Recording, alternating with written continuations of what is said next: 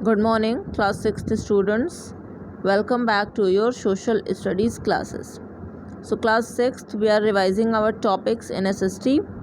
ठीक है बच्चों, we have already revised lesson number 1 and 2. 1 और 2 का रिविजन हम लोगों ने कर लिया है. In this class, we are going to revise lesson number 3 and 4. तो lesson number 3 और 4 का रिविजन करेंगे हम लोग और इसी के साथ हम अपना काम आगे बढ़ाएंगे. ठीक है बच्चों, तो आई होप कि सारे बच्चे बहुत अच्छे से पढ़ाई कर रहे हैं और एग्जामिनेशन की तैयारी कर रहे हैं. तो लेसन नंबर 3 का नेम क्या है बच्चों? मोशंस ऑफ द अर्थ. ये सारी चीज़ें मैंने आप लोगों को बहुत अच्छे से पढ़ाई हैं. जब पढ़ाया था मैंने आप लोगों को ये लेसन, इसमें आप लोगों ने रोटेशन और रिवॉल्यूशन के बारे में पढ़ा था. रोटेशन के बारे में क्या पढ़ा था? रोटेशन क्या होता है? जब अर्थ अपनी ही एक्सिस पे मूव करती है तो उसको हम लोग रोटेशन बोलते हैं. और इसके वजह से क्या होता है? नाइट और डे होता है. रोटेशन की वजह से दिन और रात होता है. तो अर्थ अपनी ही एक्सिस पे 24 घंटे में एक सर्कल कंप्लीट कर लेती है, एक ऑर्बिट कंप्लीट कर लेती है. और इस वजह से क्या होता है कि 24 घंटे का हमारा एक दिन होता है और फिर रात हो जाती है. मतलब दिन रात दोनों ही मिलके 24 घंटे का होता है. इफेक्ट्स ऑफ रोटेशन हमने देखा था कि डे और नाइट फॉर्म होता है. ठीक है, सनराइज होता है ईस्ट में और सनसेट हो जाता है वेस्ट में. Daily rising and falling of the tide होता है. क्लियर, ये सारी चीज़ें हम लोगों ने पढ़ी थी. फिर रिवॉल्यूशन के बारे में हम लोगों ने देखा था. रिवॉल्यूशन क्या होता है? जब अर्थ जो है वो सन के अराउंड सर्कुलर ऑर्बिट में मूव करती है तो उसको हम लोग रिवॉल्यूशन बोलते हैं. तो इफेक्ट्स ऑफ रिवॉल्यूशन हमने क्या बोला था कि जो सीजन्स होते हैं वेरी करते हैं. कभी ठंडी आ गई, कभी बरसात आ रही है, कभी गर्मी है, जैसे कि कभी आजकल चल रही है, जैसे कि कभी कुछ है कभी कुछ है. तो इसके वजह से क्या हो रहा है? हमारा रिवॉल्यूशन की वजह से ये हो रहा है. तो variation of length of days and night, vertical and slanting rays of the sun and occurrence of seasons, ये सब रिवॉल्यूशन की वजह से होता है. Length of days and nights जो हैं वो किस तरीके से अलग अलग टाइम पे अलग अलग होते हैं. जैसे कि ठंडियों में देखते हो आप, जो दिन होता है वो कम समय का होता है, रातें बड़ी होती हैं. रातें बड़ी होती हैं इसका मतलब ये नहीं है कि रात में ज़्यादा कोई पंख लग गए. बात यह है कि जो हमारा सूर्य है वो समय से जल्दी ढल जाता है और इस वजह से रात जल्दी हो जाती है, इसलिए रात बड़ी हो जाती है. क्लियर. और उसी तरीके से अगर हम गर्मियों की बात करें तो सूर्य क्या होता है? देर में ढलता है तो दिन भर रहता है, देर तक से 6:30-7 बजे तक धूप, मतलब सूर्य दिखता रहता है 6:30 पौने 7 तक. तो इसलिए क्या हो गया, हमारा गर्मियों में दिन बड़ा हो जाता है और रातें छोटी हो जाती हैं. यही सारी चीज़ें यहाँ पे बातें की गई थी.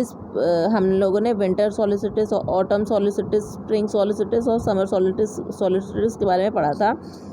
स्प्रिंग इक्विनॉक्स जो था, स्प्रिंग और ऑटम इक्विनॉक्स होता है जिसके टाइम पे इक्वल डे एंड नाइट होता है, दिन और रात बराबर होगा.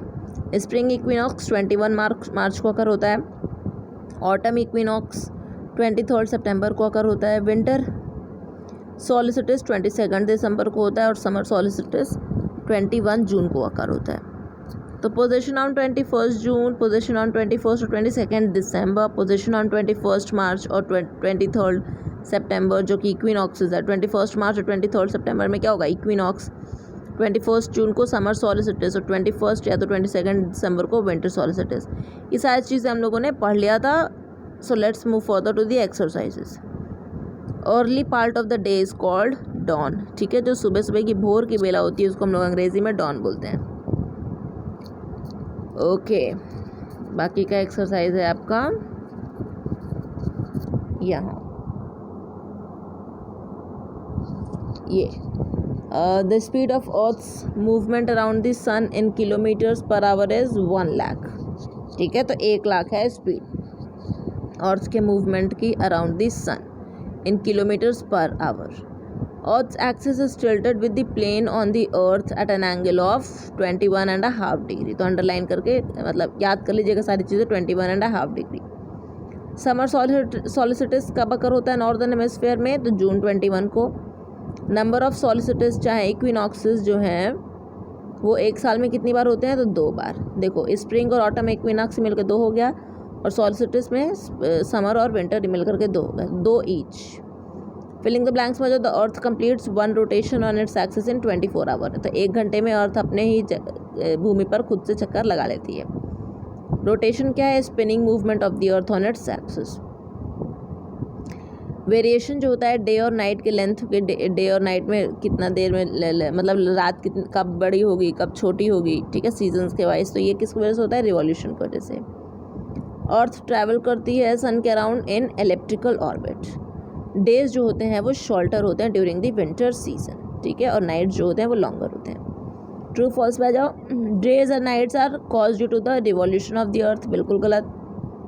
डेज और नाइट्स होता है रोटेशन की वजह से। डेज और जो डेज और नाइट्स होता है अगर वो रोटेशन की वजह से होता है। सीजन्स का वेरिएशन होता है ड्यू टू रिवॉल्यूशन।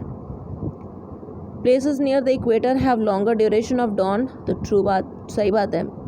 डेज और nights are equal in 21 March, बिल्कुल सही बात है, इक्विनॉक्स आएगा।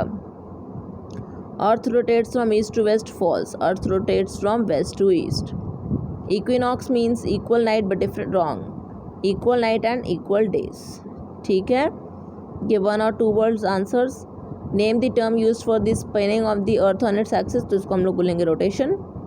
How many days does the earth take to complete 1 revolution around this earth, तो 365 दिन में एक चक्कर लगा लेती है पृथ्वी सूर्य का, और इसी वजह से हमारा जो दिन है, सॉरी हमारा जो साल है वो 365 दिन का होता है।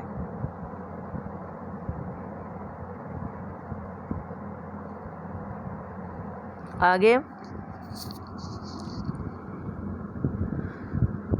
Name the movement of the earth around the sun, तो इसको हम लोग रिवॉल्यूशन बोलेंगे।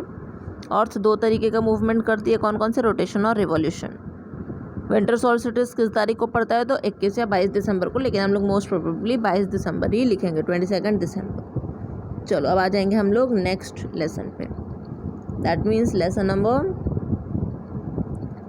4, दैट मीन्स रीडिंग मैप्स। तो रीडिंग मैप्स को भी हम लोगों ने अच्छी तरीके से पढ़ा है। ये जो यहाँ पे political map of Uttar Pradesh दिया है, मैंने इसको बहुत अच्छे से आप लोगों को सारी चीज़ें बताई थी। चलो, तो ग्लोब क्या होता है? It is a small scale model of the earth, ठीक है। ग्लोब के कुछ डिसएडवांटेजेस हैं कि इसको हम लोग हर जगह कैरी नहीं कर सकते हैं, ठीक है। और उसका ऊपर का और ऊपर और जो नीचे का जो पोर्शन होता है वो ऊपर आप देखते हो कि मतलब ग्लोब में कसा हुआ होता है। एटलस में हम लोगों को कायदे से सारी चीज़ें दिख जाती हैं, ठीक है। और यहाँ पे ग्लोब का एक और दिक्कत है कि वहाँ पे जो स्मॉल एरिया है उसको हम लोग कायदे से रिप्रेजेंट नहीं कर सकते हैं, जबकि मैप में हम लोग हर एक छोटे छोटे एरिया का भी बहुत बड़ा बड़ा तरीके से व्यू देख सकते हैं।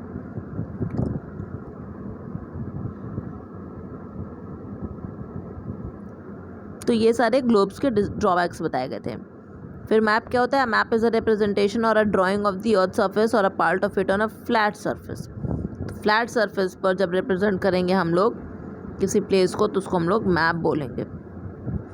मैप का क्या यूज़फुल है? मैप यूज़फुल है हमारे लिए वेरियस पर्पसेस के लिए। मैप को ले आना ईजी होता है। छोटे से छोटे जगह को भी हम लोग बहुत कायदे से दिखा पाएंगे। हिस्ट्री ऑफ मैप मेकिंग को हम लोग कार्टोग्राफी कहते हैं। जो मैप मेकिंग करता है उसको हम लोग कार्टोग्राफर बोलते हैं। टाइप्स ऑफ मैप्स में हमने कितने तरीके के पढ़े थे? फिजिकल मैप, पॉलिटिकल मैप और थीमेटिक मैप। फिजिकल मैप में हमें क्या क्या दिखाई पड़ेगा? River, planes, plateaus. पॉलिटिकल में क्या दिखाई पड़ेगा? कंट्रीज, सिटीज़, टाउन्स, ये सारी चीज़ें दिखाएंगी बाउंड्रीज़ के साथ में। थीमेटिक मैप्स में हमें कुछ स्पेसिफिक इन्फॉर्मेशन होगा, जैसे कि रोड मैप, रिटेल मैप, ठीक है, डिस्ट्रीब्यूशन ऑफ फॉरेस्ट हो रहा है, जो इंडस्ट्रीज़ है, ये सारी चीज़ें हमें दिखाई पड़ेंगी। फीचर्स क्या होते हैं मैप के? टाइटल होता है, मतलब उस मैप पे लिखा होगा कि किस बारे में मैप है। डायरेक्शन होगा कि north west south west direction होगा, ठीक है। फिर इस तरीके से हम लोगों ने देखा था कि 4 इंटरमीडिएट डायरेक्शंस होते हैं, जो कि नॉर्थ ईस्ट, साउथ वेस्ट और नॉर्थ वेस्ट के नाम से जानते हैं हम लोग। स्केल होगा, स्केल मतलब कि जितना सेंटीमीटर हमको मैप पे दिखा रहा है वो कितना लगभग कितना किलोमीटर के बराबर है ऑन दी लैंड एरिया। फिर लीनियर स्केल, वर्बल स्टेटमेंट, सारी चीज़ें हम लोगों ने बहुत अच्छे से पढ़ा था। रिप्रेजेंटेटिव फ्रैक्शन, सिंबल्स को हम लोगों ने अच्छे तरीके से देखा था कि किस तरीके से कौन से सिंबल को हम लोग मतलब जिस भी सिंबल को हम लोग मैप में यूज़ करते हैं तो उससे हमको क्या इंडिकेशन मिलता है कि आखिर में ये क्या इंडिकेट कर रहा है। स्केच क्या है? It is a rough free hand map होता है, ड्राइंग, मतलब कि वो ज़्यादा एक्यूरेट नहीं होता है। और फिर प्लान के बारे में हम लोगों ने पढ़ा था। Now come to the exercises. The globe represents the earth, ठीक है। तो ग्लोब जो है वो अर्थ को रिप्रेजेंट करता है। Maps showing the boundaries of countries, उसको हम लोग क्या बोलेंगे, पॉलिटिकल मैप्स। क्लियर। फिर टाउन्स जो है उसको हम लोग मैप पे किस तरीके से शो करते हैं, तो और डॉट से। स्केच क्या होती है, एक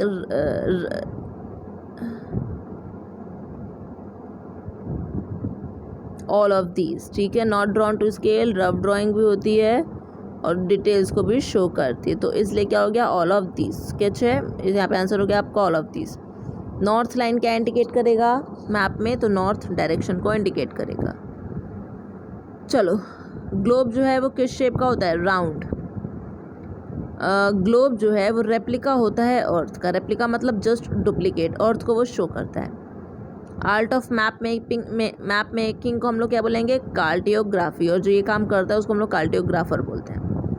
एरो जो है मैप पे वो क्या दिखाता है, डायरेक्शन को दिखाता है, नॉर्थ डायरेक्शन को। टॉप पोजीशन में अगर वो होगा तो नॉर्थ डायरेक्शन को शो करेगा।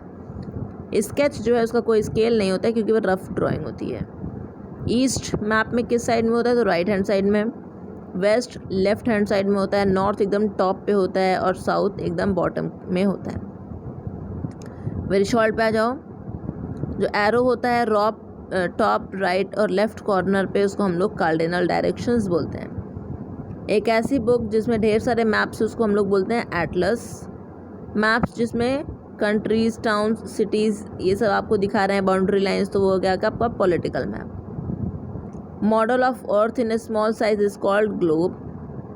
विच colour you would use to show water bodies on a map, तो पानी की चीज़ों को दिखाने के लिए हम लोग, सोर्स ऑफ वाटर को दिखाने के लिए हम लोग कौन से कलर का यूज़ करते हैं मैप पे, तो ब्लू कलर का इस्तेमाल करते हैं। ठीक है बच्चों, इसी के साथ आपका हो गया लेसन नंबर 3 और 4 का revision complete. Okay class, study well, all the best to all of you for the examination, do work hard, thank you and bye.